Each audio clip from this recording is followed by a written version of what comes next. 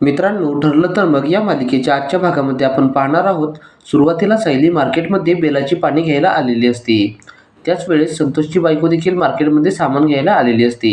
तिची मुलगी तिला खेळणी घेण्यासाठी हट्ट करत असते. आता मग तिची मुलगी तिच्या हातातून हात झटकून बाहेर दुसरीकडे जाते. या सगळ्या गडबडीमध्ये ती हरवते आणि मग तिला तिची आई सापडत नसते. तिची आई देखील तिला शोधत असते. ती मुलगी टेन्शनमध्ये येऊन बेशुद्ध पडते. इतक्यात मग सायली त्या मुलीपाशी येते आणि तिला उठवू लागते. सायली मग एका रिक्षावाल्याची मदत घेऊन त्या मुलीला हॉस्पिटलमध्ये घेऊन जाते. इकडे अर्जुन घरी येतो. कल्पना त्याला विचारते की अर्जुन, अरे सायली तुझ्याबरोबर आली नाही का? अर्जुन बोलतो की नाही. तो मग सायलीला कॉल करून बघतो तर मग सायली त्या मुलीला हॉस्पिटलमध्ये घेऊन आलेली असते. अर्जुन बोलतो की सायली कुठे आहेस तू? घरी सगळेजण तुझी वाट पाहत आहेत. सायली बोलते की मी आलेच. आता मग अर्जुन सर्वांना बोलतो की तुम्ही सगळे पॅनिक होऊ नका, ती येतच आहे.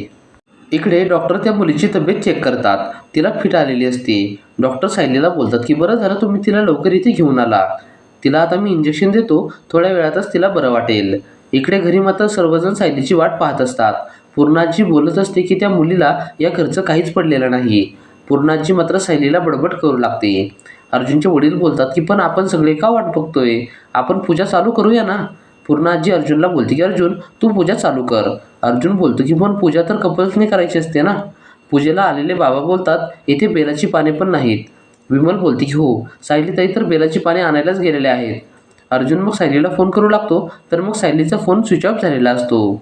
इकडे ती मुलगी शुद्धीवर येते आणि तिच्या आईला शोधू लागते. सायली त्या मुलीला शांत करते आणि मग ती तिच्याकडून तिच्या घरच्यांचा नंबर घेऊन त्यांना फोन लावू लागते आणि त्यांना लगेच हॉस्पिटलमध्ये बोलावते. इकडे घरची सगळी मंडळी सायलीची वाट पाहून दमतात आणि मग पूर्णाजी त्या पुजाऱ्याला पूजा चालू करायला सांगते. पण बेलाची पानं नसतात. इतक्यात प्रिया बेलाची पाने घेऊन येते. तिने बेलाची पाने आणल्यावर मात्र पूर्णाजीला फारच आनंद होतो. आता मग पूर्णाजी अर्जुनला पूजा करायला सांगते. अर्जुन मग पूजा करू लागतो. इकडे हॉस्पिटलमध्ये संतोष आणि त्या मुलीची आई येते. ते दोघे पण सायलीचे आभार मानायचे सोडून तिला खवळू लागतात. आता मग संतोष बोलतो की तुम्ही तुमचा फायदा करून घेण्यासाठी माझ्या मुलीचा वापर करू नका. तो सायलीला काही पण बोलत असताना डॉक्टर येतात आणि मग डॉक्टर त्याला खवळतात.